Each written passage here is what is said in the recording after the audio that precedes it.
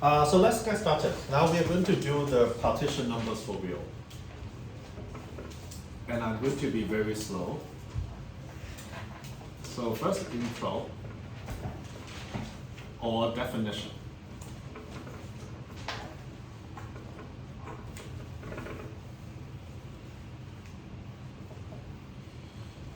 A partition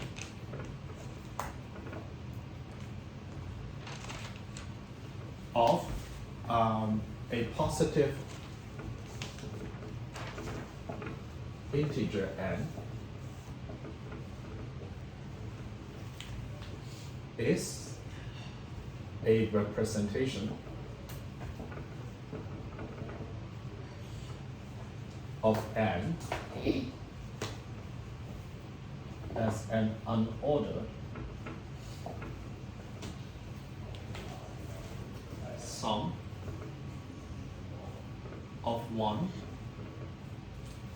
or more positive integer.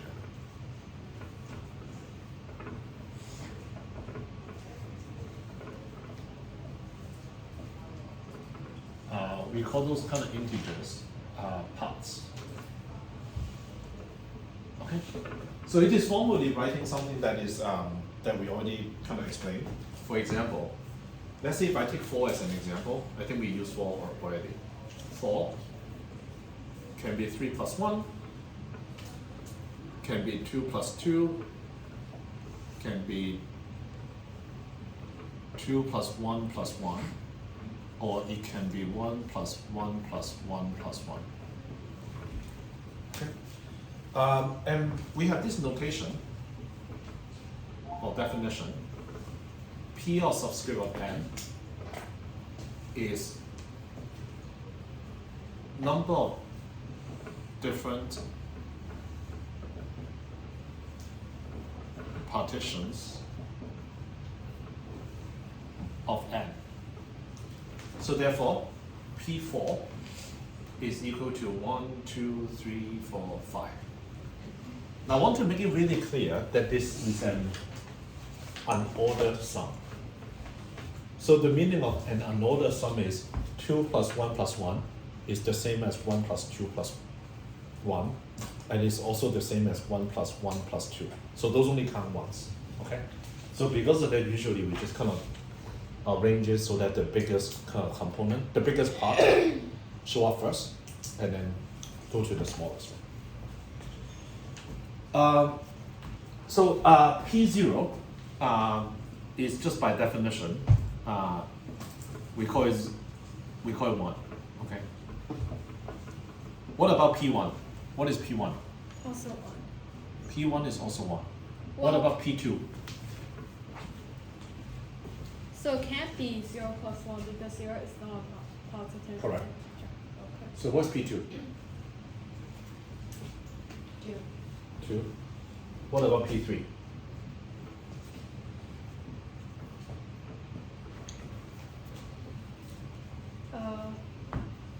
It's 3. 3. Okay. We're going to do the last one. What about P5? 5. It's a race. 8. No. Okay. So let's do 5. So there's a 5. 4 plus 1. And I'm going to omit the number, omit the sign plus. Okay, we know what that is. Okay, so it's 4, 1. Or it could be what? 4.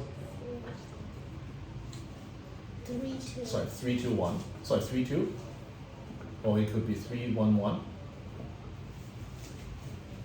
Okay.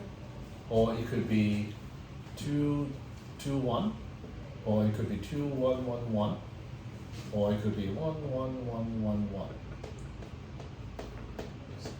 So P5 is equal to 7.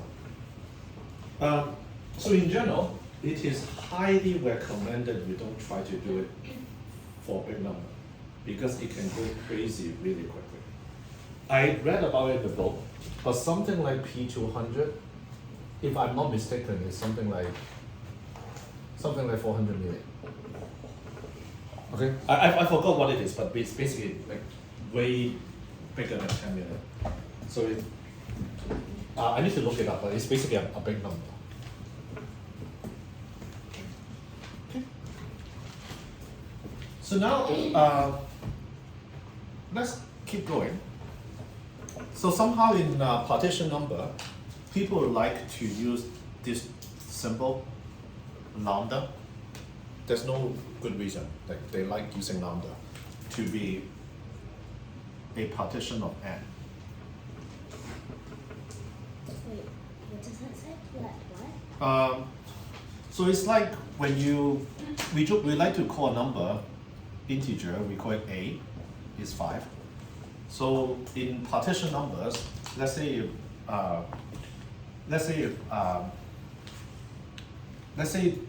there are seven different ways of representing 5. People like to call it number 1, number 2, number 3, number 4, number 5, number 6, and number 7. And people just like using lambda when they talk about partition. You can easily can call it alpha 1, alpha 2 to alpha 7, but it's just people like using lambda when they talk about partition. How do you spell it? Oh, lambda is LAMBDA. So I'm going to write this paragraph, which I think it is called the Furrer's diagram.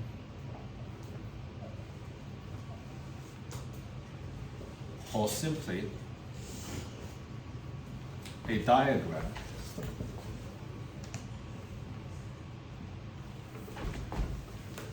of lambda is a let justified array of dots.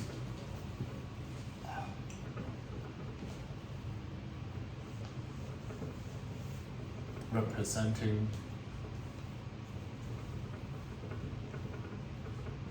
lambda. So let me give example. And once you see the example, I think this definition is not that important. So when we say lambda 1, 5 is equal to 2 plus 2 plus 1. So the diagram or the graphical representation is 2 plus 2 plus 1. Okay. And then similarly, if I use another example, let's say lambda 2, where 5 is equal to 2 plus 1 plus 1 plus 1. The diagram is the first row is 2, the second row is 1, 1, and 1. So can I get a show of hands? Are you all with me so far? So it's literally just saying, if 5 is 2 plus 2 plus 1, you write 2 dots, 1 dot, 2 dots, 1 dot, 1 dot, 1 dot. So this one has 3 parts. Okay. Remember, parts is how many components in the summation. So that's why this one has 3 parts. This one has 4 parts. Okay. So I'm going to do one more definition.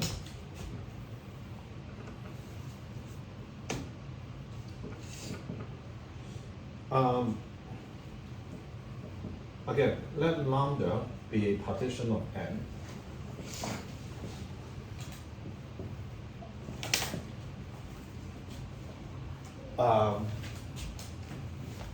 N1 plus N2. So let's say n is written as k different parts. Let's say this partition has k many parts. So we basically call something called lambda asterisk or lambda star. And we call that this is a conjugate of lambda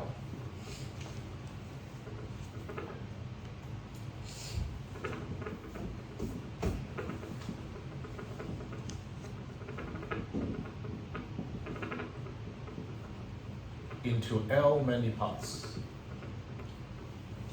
if I'm not going to write the mathematical if the diagram is flipped. Okay, and I'm going to tell you what it means by if it is What's flipped. that sign at the end? This one, Yes. a subscript L.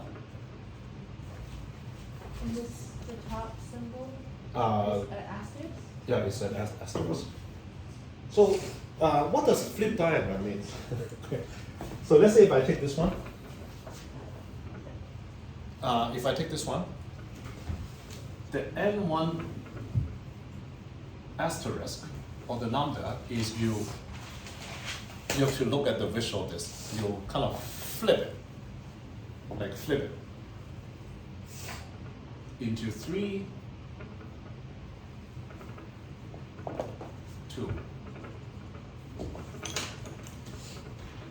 So does it make sense? I basically make the first one back here, like kind of diagonally flip it. Then this 3 become the first row, 2 become the second row. So similarly for this one, lambda 2, if we were to flip it, then we say the conjugate of lambda 2 is equal to 4 plus 1. Because this diagram, if you flip it, then it will become 4 in the first row, and then 1 dot in the second row, if you just kind of flip this diagram. Let me take a pause here. Does this kind of conjugate make sense? You draw a diagram and you just kind of somehow mirror image twice, and then it will become a conjugate. And I hope it's convincing that it is still a partition of n. Yeah, because there's still 5 dots. Yeah, there are still that many dots. Okay. Now, can someone give me an example where lambda would be equal to lambda asterisk? Are there like partition where if you flip it, then it's still the same? Rafi, can you give me an example? Squares. Square. Okay, yeah. So let's say 4 is equal to 2 plus 2. So which is this one. If you flip it, then it is still the same. Okay. So in this case, we call this kind of self-conjugate.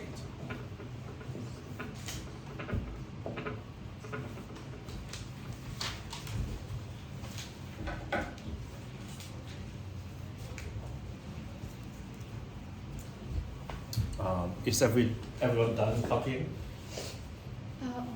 Okay.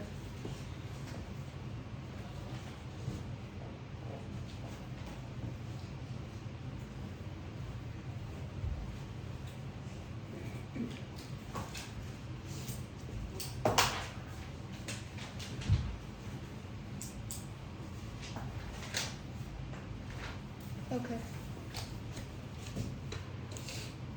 Do you get it? Okay. So this is the main part of this. So I'm going to now, in the rest of this class, I'm going to say that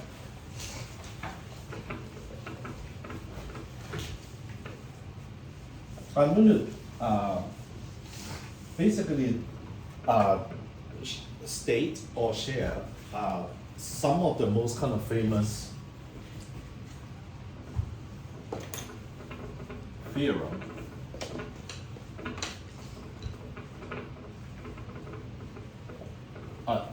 in partition numbers. Okay. Theorem number 1.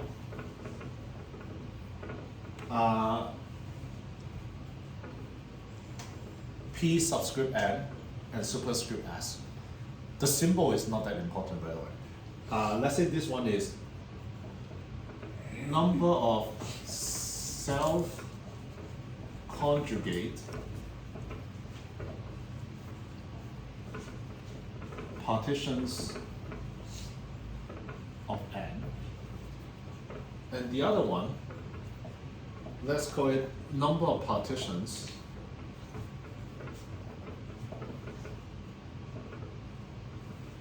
into distinct parts. First of all, does it make sense? Like for example, if I give, if I say, let's say 4, as an example, there are this many partitions, right?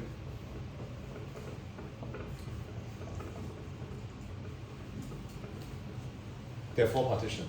Okay. Only one of those partitions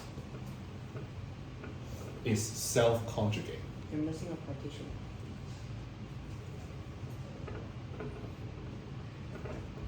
So only one of them is self-conjugate. So if I take 4, then the answer is 1, because only one of the partition is self-conjugate. And how many partitions of 4 into distinctive parts? There's only one, which is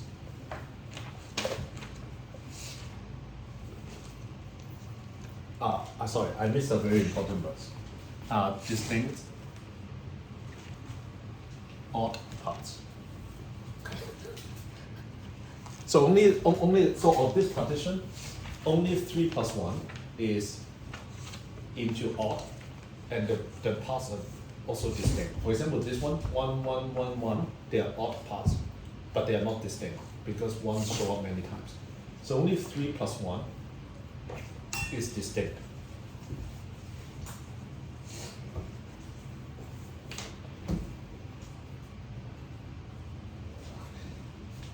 Okay. So let's kind of do another one example to illustrate this, and I'm going to ask you why. Let's say if n is equal to 15. There are many, we don't know what the number is, but one of them is 5 plus 4 plus 3 plus 2 plus 1.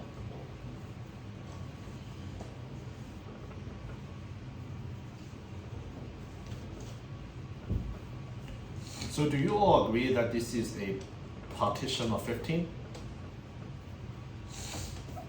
That's self-conjugate? Oh, yeah. Because if you flip it, Yeah, it's you the same. flip it diagonally. Okay. I'll give you another one. Let's say this one. 4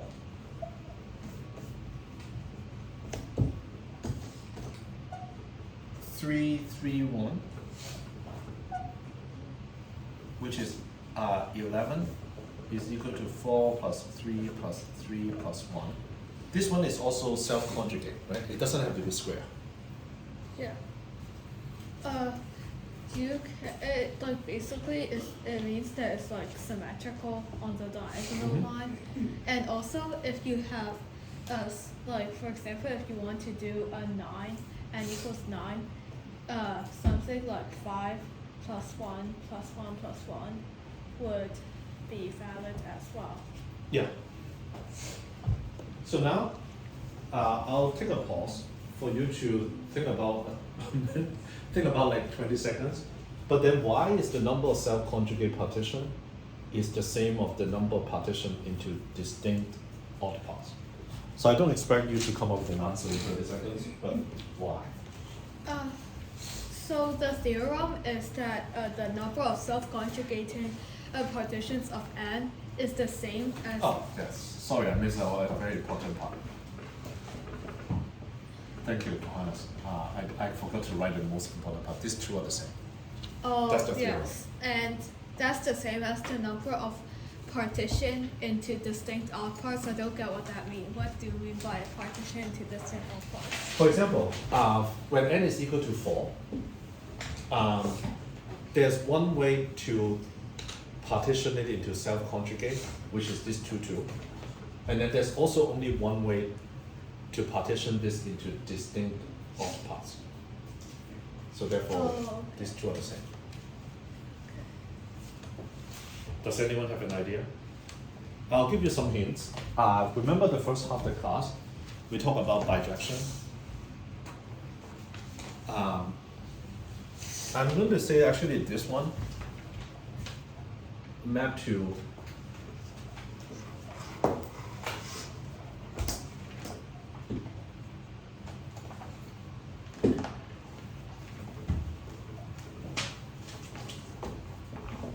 map to 9 plus 5 plus 1. Now first of all, this is distinct odd parts, right? Because 9, 5, and 1 are different, and then they are also odd. Now this one, n is equal to 11, it mapped to something called something like 7 plus 3 plus 1.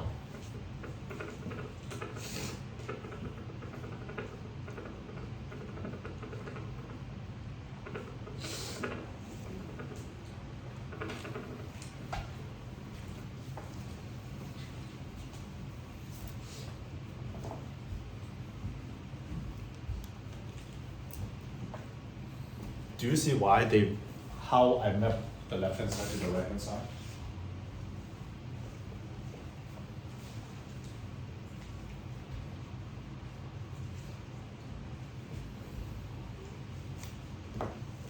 You added like an odd and an even number together plus the 1. Here's the answer. Whenever you have a self-conjugate,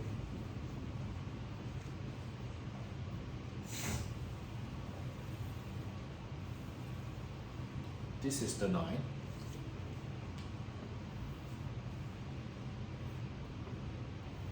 This is the 5. And this is the 1.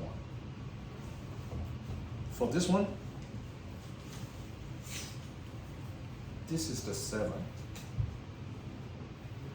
This is the 3. This is the 1. Now, I want everyone to think about whenever that you have something symmetric on the left hand side, if you follow this procedure, this one basically cut it into this L, like kind of L shapes. They are always odd and they are always distinctive. So basically they're always of different length.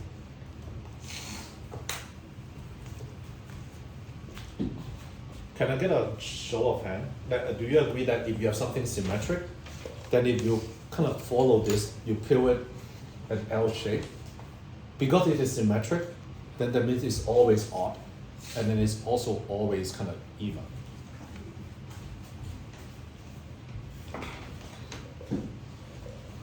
So what you just agreed to, by the way, is F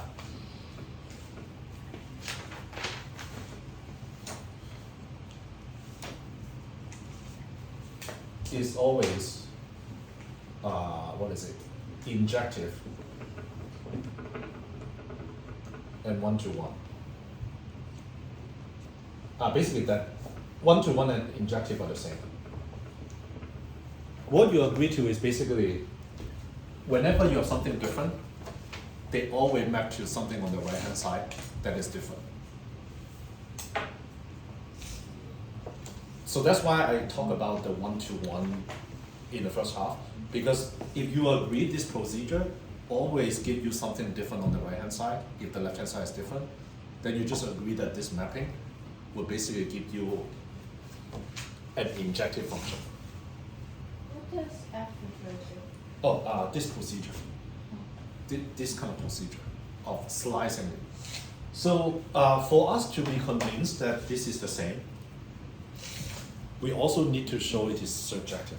So it's bijective if it's both. If it is both, then it is bijective, and then it means that the two sides are the same. They have as many people. So can anyone remind me about what does surjective mean? Surjective means that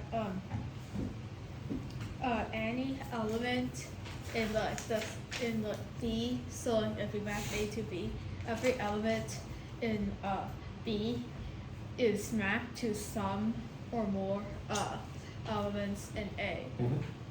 So then, can someone give me an element on the right hand side? Like basically a few distinctive odd numbers. What if you give me something? Like, give me 4 odd numbers that are different. 7, 3, and 1.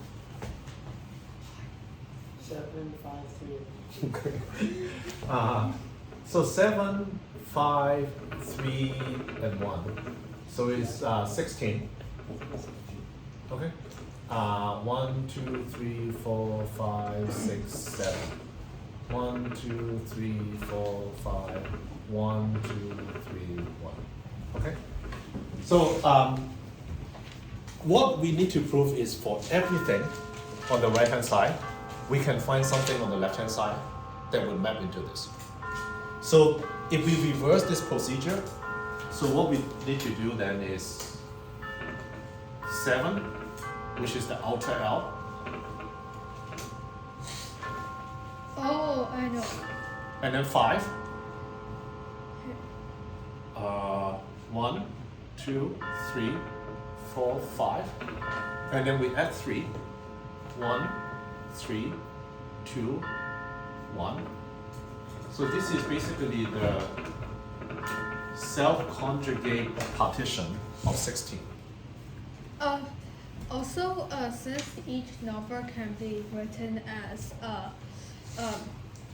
it can be written as 2n plus 1, that means that it can be formed into an L shape. Yep. And also, it just so happened that in this case we get a square because we're adding up all the odd numbers up until. Mm-hmm. So what we just kind of try to convince ourselves is f is always surjective. Therefore, f means this procedure on slicing the L shape into the right hand side is bijective. So we just proved these two that are similarly kind of random concept. They are actually have the same number of elements. Okay. So let's keep going. I'm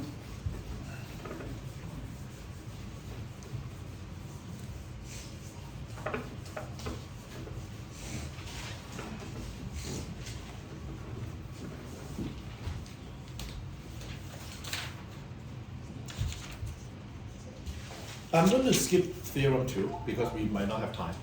So I'm going to jump straight to theorem 3 because that is, you need this for your homework. Okay. So for theorem 3, P subscript n of n, this is number of partitions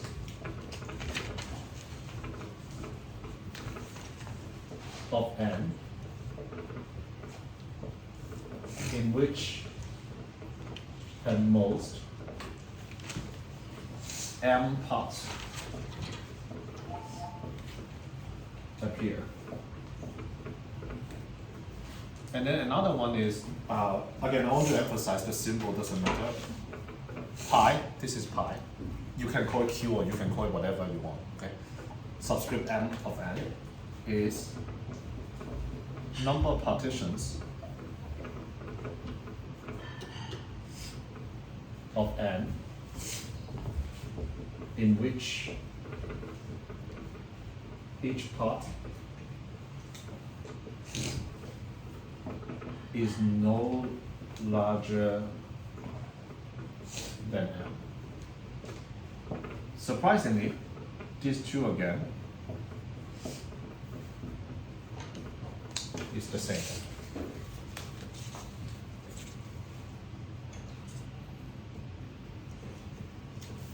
And I'm going to illustrate this as an example.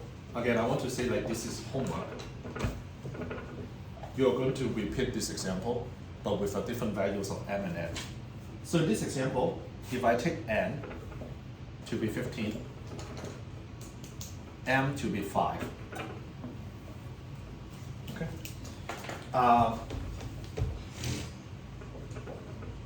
So one of the partition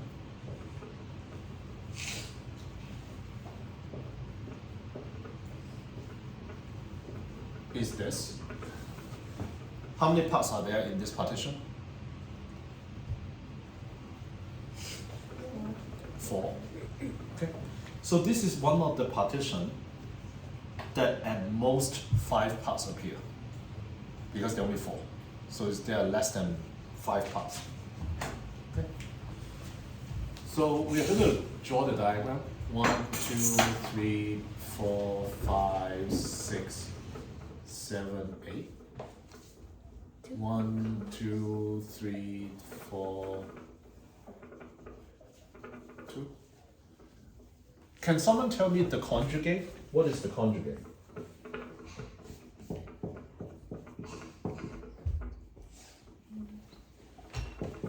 What's the conjugate? 4 plus 3 plus 2 plus 2 plus 1 plus 1 plus 1 plus 1. I'm going to draw the diagram here.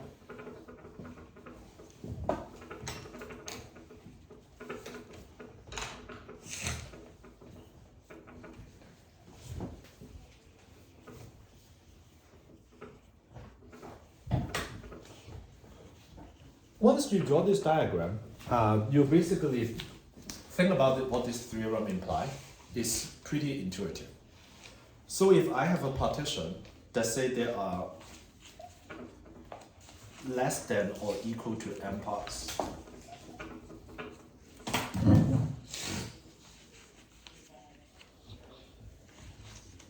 if I have a partition that is less than or equal to m parts, I flip it, it is still a partition of m.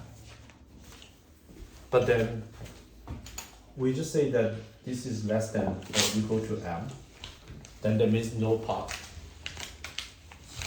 is bigger than m.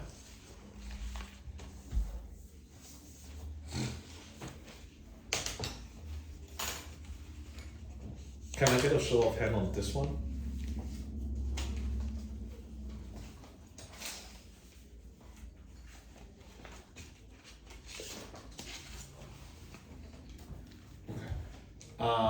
Let me try to explain this one more time.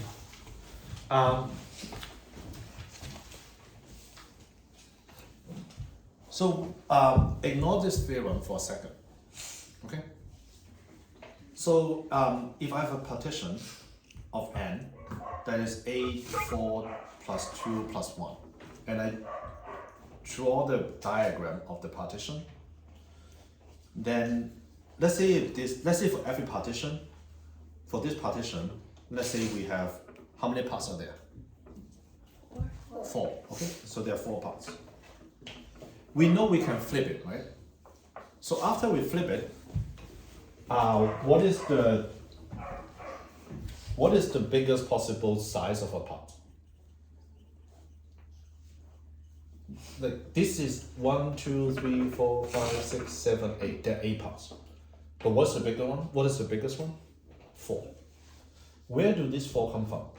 These 4 number of columns come from number of rows on the left hand side. So therefore, what we could do is we could repeat the exercise on injection and surjection. First, you need to convince that if you have 2 partitions that have fewer than 4 parts, okay, 2 different partitions that have 4 parts, you flip it, you always end up with 2 partitions where no part is bigger than 4. Okay, so first you need to convince yourself, okay, it makes sense. So therefore, this procedure of conjugate is a injective procedure. So another one is you need to convince yourself this is also a surjective procedure.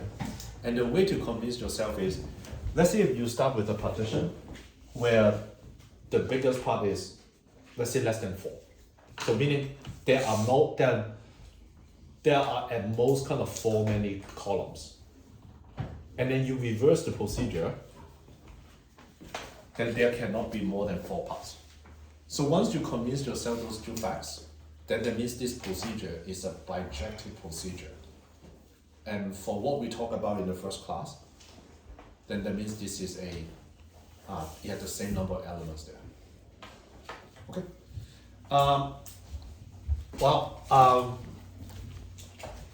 I skipped theorem 2 and also skipped theorem 4.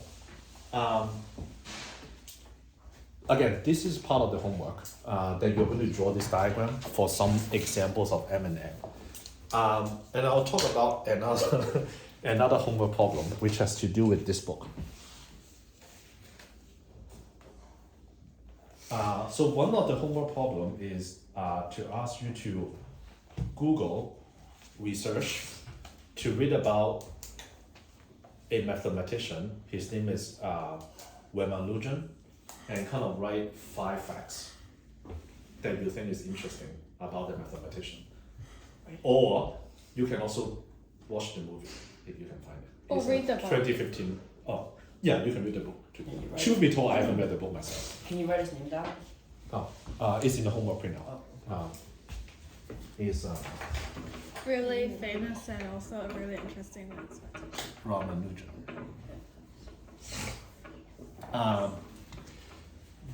Some of the craziest looking equations are from partition theory. So right now you basically say, oh, it's fun. Okay, it looks fun. Okay, you cut the number into different parts. Okay, but some of the most interesting looking formula or identity actually come from partition theory. I'll give you one.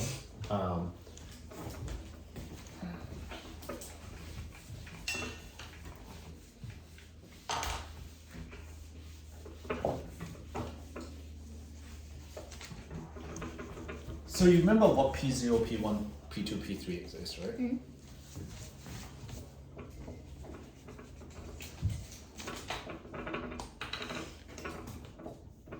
What is P0, P1, P2?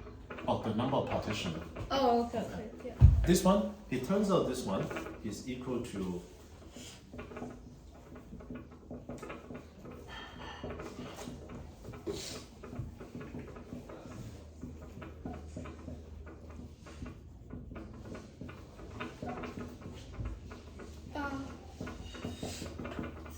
Do you mean like times or raised to the x? It's times, right? Or is it raised to the x? this one? No, the Yeah, this times P1 times x, P2 times x squared. no, this one. Oh, times. This is times. Okay. So there are a lot of crazy looking formula like this. It actually all come from partition of integers. There are some really interesting looking ones. Okay. So I think that's it for the class.